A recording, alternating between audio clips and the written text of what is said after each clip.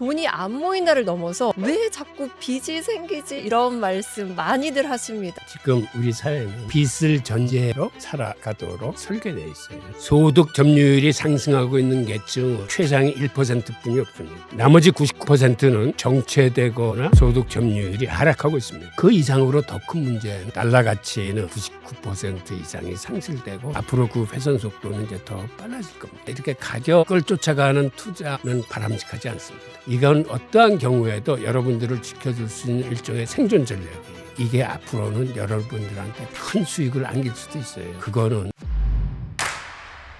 열심히 벌고 정말 안 쓰려고 노력하는데도 왜 통장에는 돈이 아니라 빚이 남는 걸까요? 안녕하세요. MC 김경민입니다. 여러분의 지갑을 구하러 온 지갑구조대 구조대원으로 홍익희 교수님과 함께합니다. 안녕하세요. 예, 안녕하세요. 네, 교수님, 요즘 사람들 정말 아껴 쓰고 있습니다. 카페도 줄이고 배달도 줄이고 옷도 거의 안 사고요. 그런데 이제는 돈이 안 모인다를 넘어서 왜 자꾸 빚이 생기지 이런 말씀 많이들 하십니다. 왜 그러는 걸까요? 구조적인 이유가 큽니다. 지금 우리 사회는 빚을 전제로 살아가도록 설계되어 있어요. 예를 들어서 우리가 집을 산다거나 자동차를 살 적에도 대부분 전차를 다 주고 사는 사람들은 극히 드뭅니다. 대부분 대출을 끼고 우리가 살아가는 구조이기 때문에 모든 사회 시스템에 아주 스며들어가 있어요. 그리고 국가조차도 부채에 의한 성장을 유도하면서 정부 부채 늘어나고 가계 부채도 늘어나고 기업의 부채도 늘어나고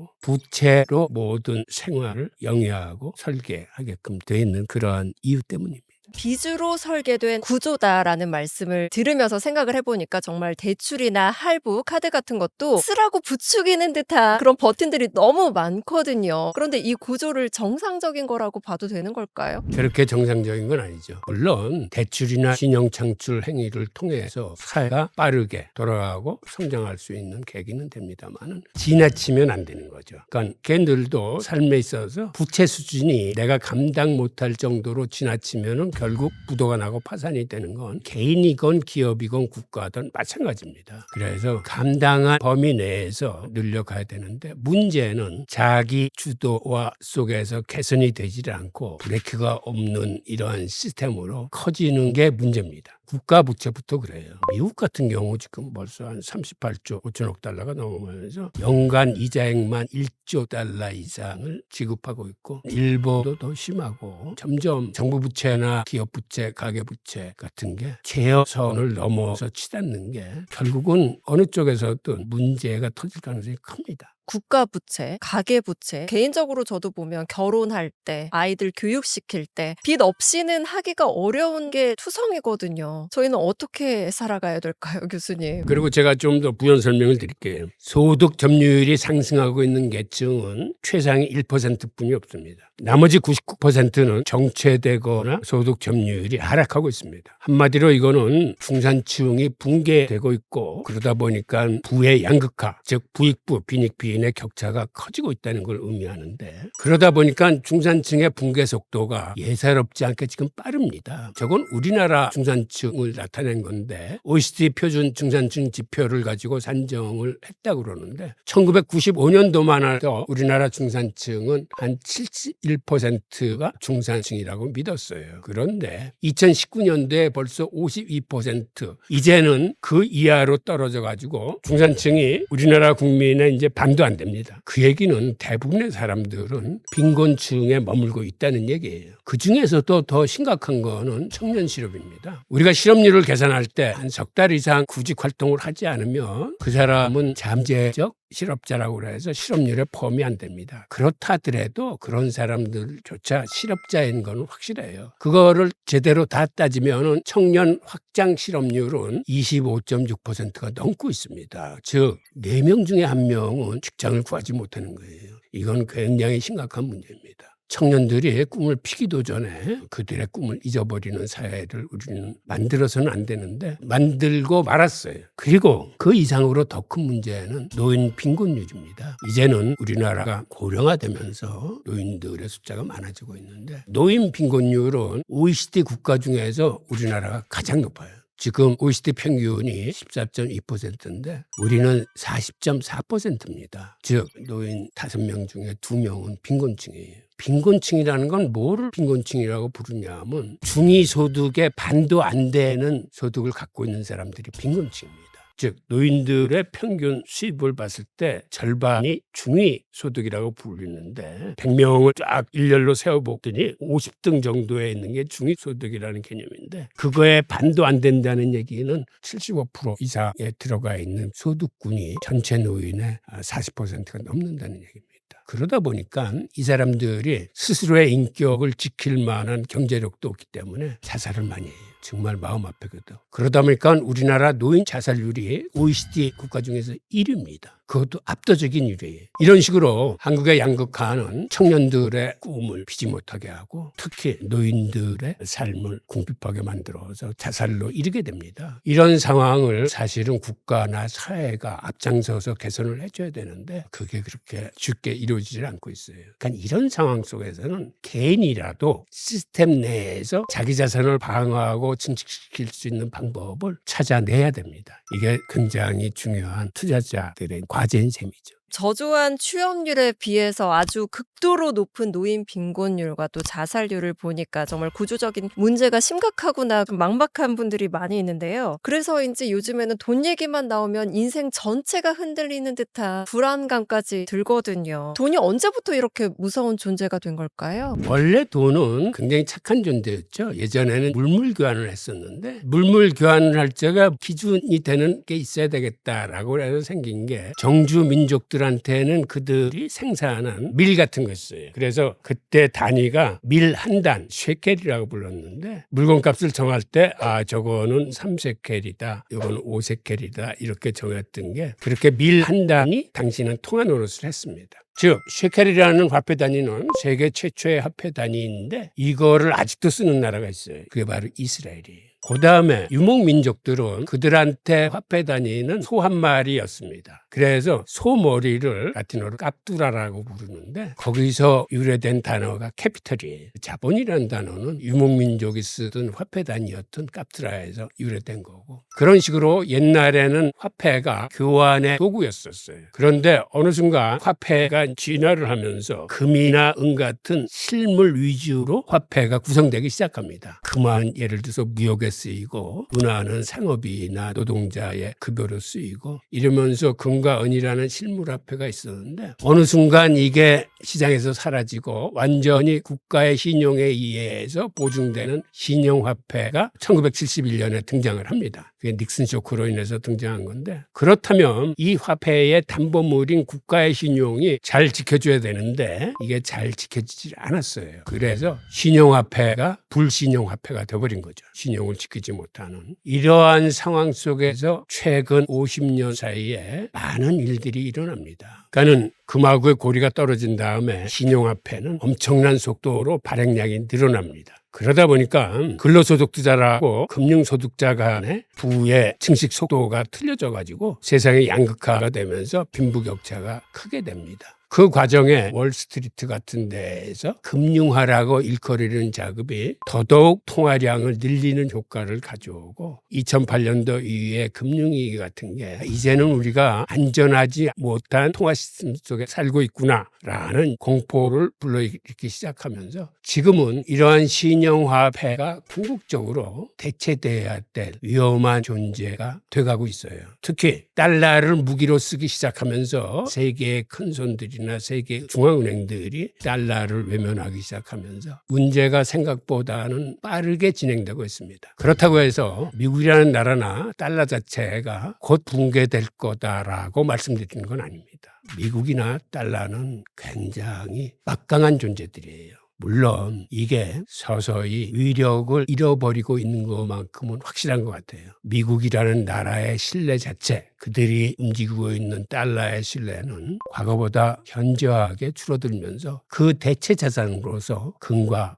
은 그리고 비트코인이 꿈틀대고 있습니다. 그 구조의 중심에 있는 돈에 대해서 한번 여쭤보고 싶습니다. 돈은 우리를 자유롭게 해준 걸까요? 아니면 불안하게 만든 걸까요? 두 가지 측면이 다 있어요. 우리가 경제적 자유를 염원하는 이유는 정말 자유롭기를, 돈에 얽매이지 않기를 바라는 건데 또 다른 측면에서는 설사 그렇게 돈을 갖고 있어도 불안해지기는 매 한 가지입니다. 돈이 자유를 갖다 주는 면도 있지만 돈이 불안한 존재를 만든 그런 양면성을 다 같이 갖고 있다고 생각됩니다. 그럼 그 불안은 이 시대가 만들어낸 불안이라고 봐도 될까요? 그렇죠. 그 불안은 시대가 만들어낸 거예요. 그러니까는 지금과 같은 통화금융 시스템은 완전히 시대가 만들어서 소득 불평등을 심화시키고 부의 편중을 불러와서 사회를 양극화로 만드는 지금의 금융 통화 시스템입니다.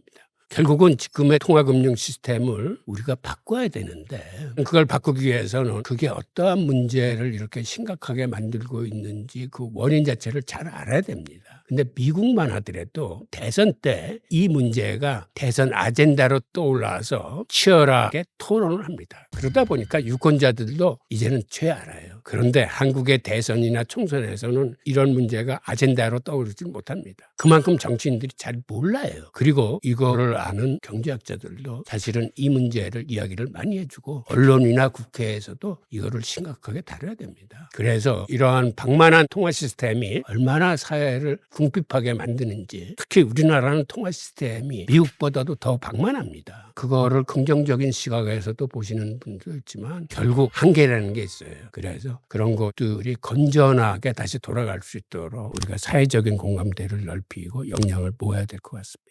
네, 교수님 말씀 들으면서 정말 이 상품 사고 저 상품 사고 이것보다도 돈에 관해서 우리가 다시 한번 공부를 해야겠다는 생각이 더 많이 들고 있는데요. 이 돈을 좀 살펴보면 과거에는 말씀해 주신 것처럼 금이나 은 같은 실물 화폐였는데 지금은 신용화폐라는 말씀을 해주셨어요. 이렇게 신뢰로 만들어진 돈이라는 시스템, 이렇게 변화된 게 중요한 이유가 있을까요? 결국은 미국이 신용을 지키지 못해서 금과의 고리를 떼어내고 이런 신용화폐 시스템을 만들었는데, 그렇다면 미국이라도 신용을 잘 지켜서 통화의 가치를 보존했어야 되는데 우리가 알다시피 전혀 그러지 못했어요. 달러 가치는 99% 이상이 상실되고 앞으로 그 훼손 속도는 이제 더 빨라질 겁니다. 그러다 보니까 우리 각자가 자기 살 길을 찾아야 되는 거죠. 그 스타트는 지금의 통화 시스템 내에서는 현금은 갖고 있으면 안 되겠다라는 깨우침이 가장 먼저 선양돼야 되고, 그렇다면 그 방법은 여러분들이 스스로 공부해서 이제 찾아가셔야 되는데, 제가 조언해 드릴 수 있는 건 그러한 실물 자산, 금, 은, 비트코인, 주식, 부동산 이런데 골고루 분산 투자를 추천합니다. 이건 어떠한 경우에도 여러분들을 지켜줄 수 있는 일종의 생존 전략이에요. 즉 어떠한 경우에도 나를 지켜줄 수 있는 투자 방법인데, 그런데 이게 앞으로는 여러분들한테 큰 수익을 안길 수도 있어요. 그거는 달러 스스로가 그 가치를 더 빨리 잊어버리기 시작할 적에,